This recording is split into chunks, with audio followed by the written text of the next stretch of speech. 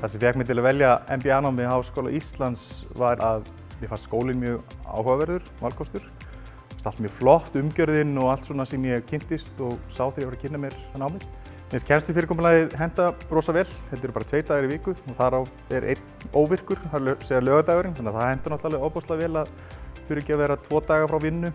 Sko tenging námsins við íslenskt viðskiptalíf er miklu sterkari heldur en ég eiginlega bara gerði mig grein fyrir og þorði eiginlega vona. Ég átti ekki vona því að það væri svona virk þáttaka einhvern veginn milli námsins og svo bara við stjórnendur, íslenskir stjórnendur, gestafyrirlesarar og gestir í tíma hafa verið alveg framúrskarandi, gefa sér virkilega tími að koma að tala við okkur.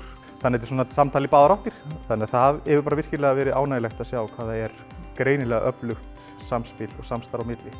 Ég er í eigin atvinnurekstri, rek upplýsingatækni fyrirtæki og af því ég kemur upplýsingatækninni að þá kann ég sko fagið ágætlega en MBA-námið hefur klárlega hjálpað mér að reka fyrirtækið og svona horfa eins til framtíðar og þróa það og koma því á einhvern stað sem að mig langar að koma á. Og það spilaði líka inn í af hverju ég vel að fara í námið að ég var svona kannski ákveðnum krossgötum, búinn að vinna lengi á sama stað, ákveðið að fara út í rekstur en vildi líka þá styrkja í rauninni svona viðskiptabakgrunninn og svoleiðis til þess að geta staðið betur í rekstrinum og stefna því að vera bara að reka fyrirtæki frekar en að vera að vinna í verkefnunum sjálfum. Hvaða ráð myndi ég gefa öðrum sem íhuga MBA-nám við HÍ? Bara láta vaða, það er ekkert eftir neina að bíða.